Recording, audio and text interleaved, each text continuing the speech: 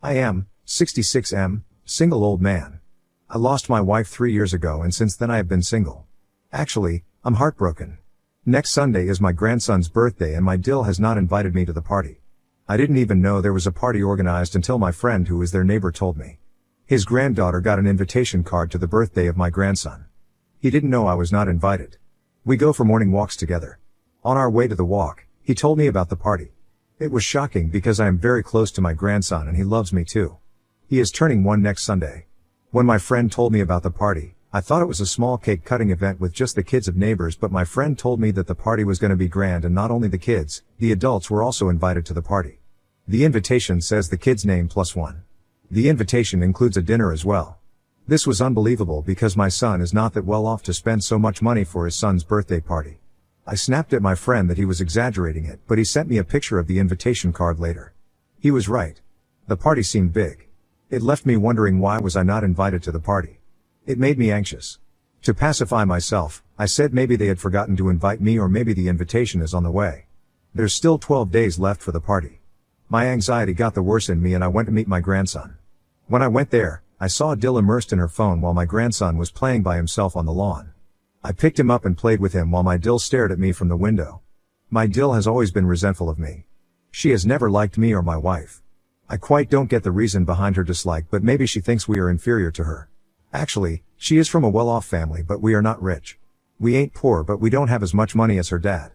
Besides money, it's a matter of social status as well. Her father is a lawyer but I'm just a mechanic and run a garage.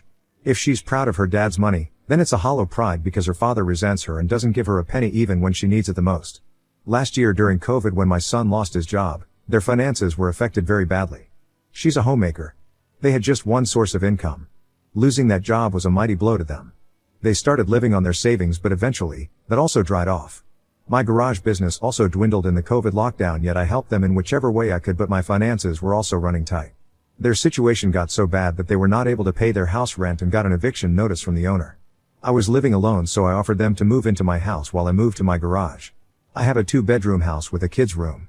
I could have stayed in my house with them but I knew that my Dill would be uncomfortable around me. That's the background of my situation. When I went to meet my grandson this morning, I thought Dill would tell me about their birthday plan, but to my disappointment, she didn't say a word. Until now I was hoping that she had forgotten to invite me, but now it seems evident that she doesn't want me there. It breaks my heart to think what wrong did I do to her to get this treatment. I have always tried to make their life comfortable, help them out, and this is what I get in return. Update 1. Thanks for all the kind words. You guys are right. We, in-laws, especially in our 60s, are treated as third-class citizens by our Dills. It does feel very lonely in this world. 60s indeed is a hard time. It's like too old to live and still young to die. I tell you my friend, if you have a partner at your 50s and 60s, treasure them because you're gonna miss them like hell. I never felt the need for a friend until I had my wife, but after her demise, my life is just so empty. Yesterday, my son called me and said they would be dropping the grandson to me. They are going out for shopping. Yes, I babysit for them because hiring a nanny involves money, and here this old man gives them free service. They know how to exploit me, emotionally, financially, and through all means. When they came to pick him up, I asked my son, "Done with the party shopping?" My son's face turned pale. His car backseat was filled with stuff and some of the decorative stuff was popping out from the back window. He dismissed it and said, "Oh no, there's no party. We brought some toys for the baby. That's it." He is not good at lying. I looked at him with a straight face and said, "I saw the invitation card that was given to the neighbors." Before my son could say anything, Dill yelled, "So what? Are you pissed because you needed an invitation to a kid's birthday party? Are you a toddler?" The way she defended it made me mad. I was furious, yet I responded calmly, "Watch your tone, lady." My son said he would visit me the next day to sort out the matter. I kept waiting but didn't show up. How naive of me to think he would come to me to apologize about his wife's behavior and request me to join the party.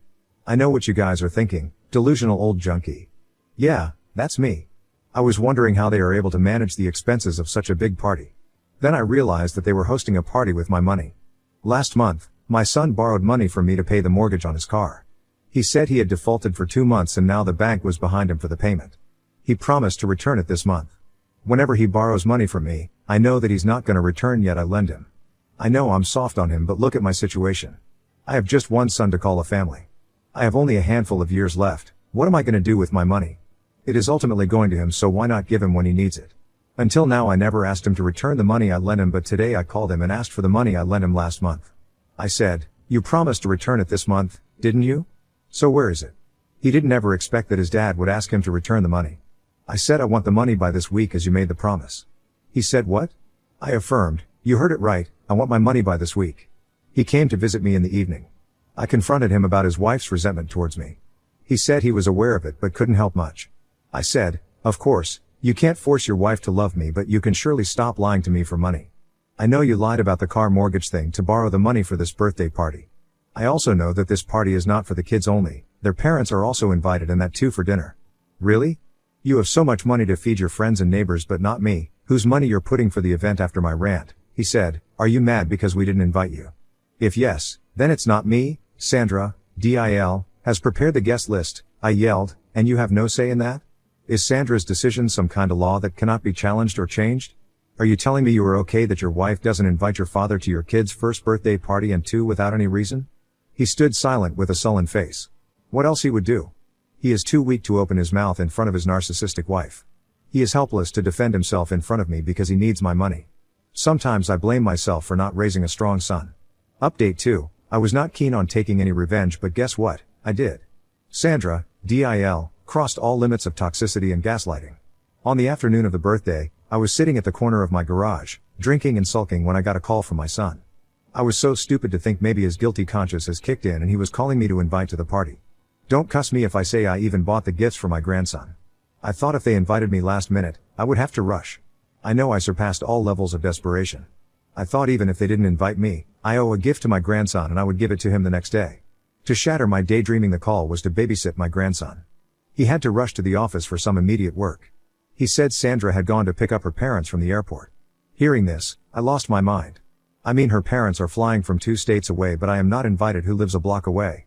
Before I could say anything, he said, he was already in his car, leaving the baby alone in the crib, so I should hurry up.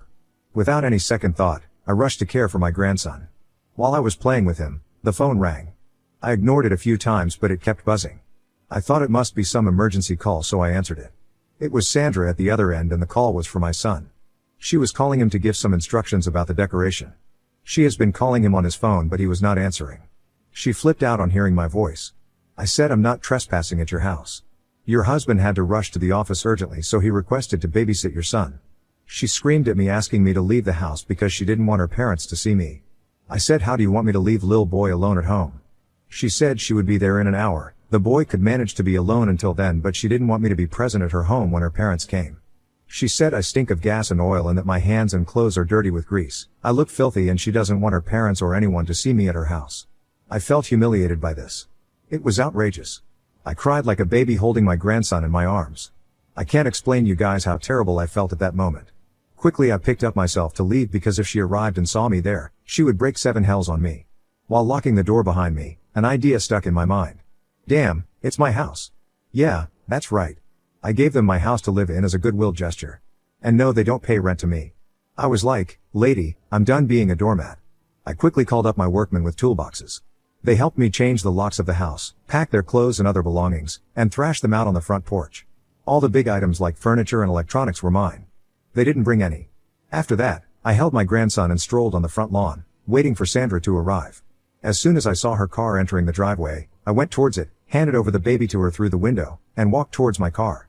She sat the baby in the car, or maybe gave it to her parents, and came behind me yelling. She screamed at me as to why I was still here when she had asked me to leave. I didn't bother to look at her or respond. I just sat inside my car and said, "If you need any help moving your stuff out, call me." Before she could react or understand, I drove off. Just a few minutes later, she was blowing my phone with her calls. I ignored it.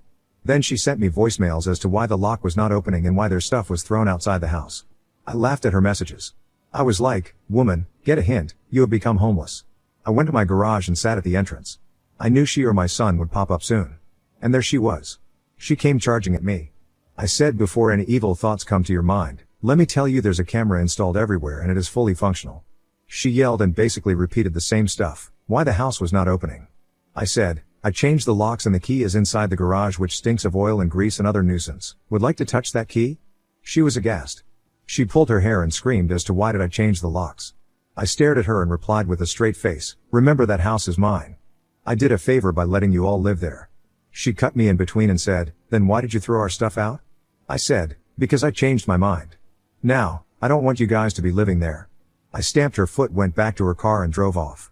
I knew this was not over. After some time, my son showed up with red teary eyes. That's his technique of manipulation. He was like, "Dad, please give us the keys. I promise Sandra will be nice to you. She's gonna apologize to you." I stopped him right there. Really? Sandra is gonna apologize to me? Where is she? His face lit up and he asked me if Sandra apologized, would I give the house back to them? I said, I don't know, I might consider depending upon how she does it. He stood up to call Sandra. The way he was talking seemed that she was not ready to apologize, but within 10 minutes she arrived. She started off by saying, "Look, I'm sorry." I said, "Hold on, let's sit inside the garage and talk." She was reluctant to get in, but my son gave her a look and she followed us inside, covering her face with a napkin. Her sorry felt like it was a favor to me. She was like, "Okay, sorry. I won't yell at you again. Give us the keys. My parents are waiting outside. They are tired from the journey." I was dumbfounded at her way of apologizing. I looked at my son with wide eyes. She was like, "Okay, sorry again. Enough of making faces. Our guests would be in soon. We need to arrange everything. And yeah, you can join the party too, but please wear new clothes." I could not bear her tone anymore. I stood up and screamed, "Get out. Just get out of here and never show your bloody face ever again. You are not getting the house, ever again. Not even when I die." Instead of being sorry for her behavior, she started yelling at my son, "See, I told you, he's not gonna listen. We should call cops on him." He shrugs off her hands and yells back, "That's his house. We cannot call cops on him. Cops are gonna bash us for mistreating him." He left the garage yelling at each other. My friend who lived next door said that Sandra and my son came back and told her parents what had happened. Maybe she was trying to manipulate the truth when my son intervened and explained the whole truth. Her parents were heard yelling at her. Then they handed over the baby to her and left. Few of the children also arrived for the birthday party. My son asked them to come back after an hour. They quickly loaded their trunk with as much stuff as they could and drove off. After some 30 minutes, they sent out an apology mail to everyone that the party had been cancelled. Some of their big suitcases are still lying on the porch. The friends and neighbors were not stupid to not guess what had happened. The party got cancelled last minute and the stuff lying outside adds up to most of the things that they are being kicked out of the house. That was all that happened until now. I feel no remorse for doing this. They had pushed all my buttons and I could not just stand there and take it. Update 3, my loser son showed up at my door again. 1 week went by since I had kicked them out. It was almost midnight when I heard his knock on the door. I opened the door and said I didn't have any business with him. He held my hands and started begging me to let him inside the house. He said he had been living in the car for a week. He doesn't have enough money to lease another house.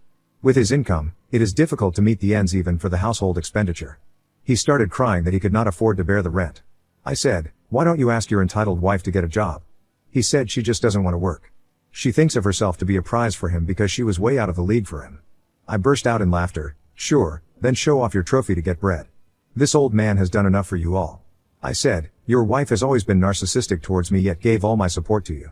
I gave up on my house and lived in the garage because I loved you and wanted you to be comfortable. What did you give me in return? You let your wife humiliate me? Don't you have a spine to take a stand? Yeah, you have a golden wife and you surely cannot upset her. Then live off with that gold and don't come to me for help." He tried his last bet by saying, "Please Dad, give us the house for the sake of your grandson." I charged at him, "Enough of the emotional manipulation. Don't dare to blackmail me any further. Until now you extorted my money, and my house saying, 'Dad, please do this for the sake of your son.' Now when that card is not working, you are using your son to get away with your demands. Just get out of here. You are not getting anything." The next day he showed up with his wife and son. I said I'm not taking any apology. It's not just about birthday invitations. The hatred is deep-rooted. She hates me for my job. She considers it menial. There's no way I can let anyone mock my profession. Mechanic jobs may be dirty, and our hands may be dirty with oil and grease, but dude, it involves skills. What do you have? You are jobless. Just because you are beautiful and your dad is a lawyer doesn't give you a right to humiliate others." She fell on her knees and said sorry. But I slammed the door in their face. I don't want to have any contact with that toxic woman and that spineless moron. I know it's not the end of the world for them to be kicked out of my house. Eventually, they'll be able to put their life together. I also know for a fact that they would never forgive me. In fact, they are going to make my grandson bitter about me.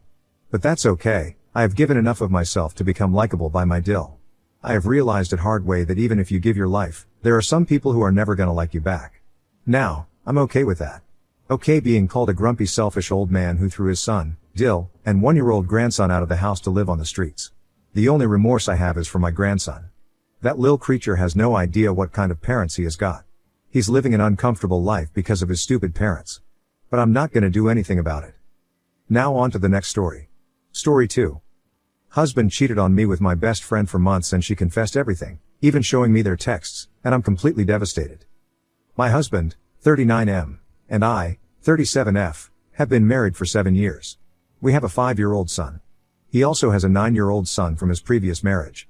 My best friend, 36F, confessed to me that she and my husband had an affair last year, that ended around Christmas time, 2023. I had noticed some distance there on her part, but she always seemed to have what sounded like valid reasons. I definitely felt like something was different with her, but I never assumed it was anything like this. We still talked and saw each other during the entire time that they were doing whatever they were doing together, and since it all ended in December. She told me now because she has confessed to her husband and she wanted me to hear it from her instead of him. She's filing for a legal separation from her husband, and in their long talk about their marriage and why this was happening, she confessed to the affair she had with my husband. During those conversations, I guess I made the mistake of telling her about the romantic things my husband still does for me and about how good he is in bed. And that's the truth. I thought our relationship was great. I was, and frankly still am, in love with him. I never had any sense that he wasn't attracted to me, was interested in other people, was cheating. She said it started in October 2023 and it was just sex. I know she had been very dissatisfied with her own marriage and sex life with her husband because she had talked to me about it several times. At one point she was even considering divorcing her husband. She would always say she loved her husband and he was a good man, but their relationship lacked any sense of romance and he didn't satisfy her sexually. She said she found herself flirting with him at a children's Halloween party in October. She felt very attracted to him and admitted she was jealous of what I had but never thought of pursuing him. Then after the party she decided to text my husband to ask for advice about her husband and their marriage. We're all friends and we get along, and normally I'd never feel weird about her texting my husband for a man's perspective on anything. However, in this case I believe it was just her excuse to start texting him and talking about how dissatisfied she was. She said the texts progressively got more and more inappropriate until they were sexting each other. She showed me parts of their text conversation, but I didn't want to look at it. Eventually, they met up in the middle of the weekday to have sex. She said they probably met up and had sex 20 or so times. She claims they talked about it and both felt an extreme sense of guilt, so they mutually ended it around Christmas. My husband is a really good-looking guy. He's a people person. His job sort of puts him in the public light here where we live. He's known in our community. He's out and about a lot because of that. It's not strange for women to flirt with him, and I'd say he is a flirty person, but somebody who definitely knew where to draw the line. Our sex life is great. We make time to do things together, just the two of us. We definitely laugh way more than we argue. I just never thought he'd ever do this to me and with my supposed best friend of all people. This past weekend he was in a trip with his older son. She says she told her husband and I this weekend because she knew my husband was away and this might give me time to process. How considerate of her to think of me now. I feel like all of my insides have been ripped out. I feel completely empty inside, hollow. I picked them up from the airport yesterday and didn't let on that I knew anything. He was in a good mood and acting completely normal. I told him I wasn't feeling good and immediately went straight to bed so that I wouldn't have to interact with him. I'm a bad liar. I'm trying to figure out what in the heck I'm going to do first before confronting him, but I'm not sure that's going to be possible. I'm also worried my friend's husband will contact my husband. I haven't heard from him yet. I should probably reach out to him, but I feel so nervous. I didn't do anything wrong, but I suppose I feel guilty by proxy. It's ridiculous. Later at night when my husband went to bed he was rubbing on me and tried to initiate sex. Normally, I would want sex after being apart for a few days. So it's just not realistic to think I'm going to be able to put on an act for very long. Comments, Anonymous 6771. Wow, talk to a lawyer and see where you stand. He is good at hiding and not letting his guilt show, so he might be an expert in this. Time to start looking and see what else he has hidden from you. Look at social media and phone. Good luck and stay strong. New arrival 9860. Extreme guilt would be stopping and confessing after the first time. 20 or so times is a full-blown affair. The fact that he has been acting totally normal all this time shows what a good liar her is, so from now on believe nothing. This was not an accident or a mistake. Think of all the deliberate planning that has to take place in order to meet up 20 times and keeping all that sex and all that communication hidden. Keep in mind that if your friend had not told you, that your WH would still be going on with his charade. Just tell him you are getting STD tested, and you are going to see a lawyer ASAP, and you would like him to find somewhere else to stay until the two of you can work out a co-parenting and custody plan. If he won't, then ask him to move out of your shared bedroom. Gray Rock, 180, and only communicate about the kids. Communication about property, etc. Well, that's what lawyers are for. Expect your husband to deny. Keep in mind you don't know if the friend was his only AP, he seems quite adept at hiding his affairs. She may be filing for separation due to her and your WH making plans to be together. Her divorce is a way to force things to come to a head. Zest Iclos Sky 8765. Get a lawyer, a therapist, and a divorce. Your best friend of all people? It's like a sister. If you stay with him you will forever wonder if he's cheating and be miserable. Read Leave a Cheater, Gain a Life. The fact he can carry on without you even suspecting would seriously worry me. Makes me wonder how often he's lied. Either he's a really good liar/actor, or maybe I'm just that oblivious. I can't believe I noticed nothing. I noticed a difference with her and the entire time I was concerned about her and what might be going on.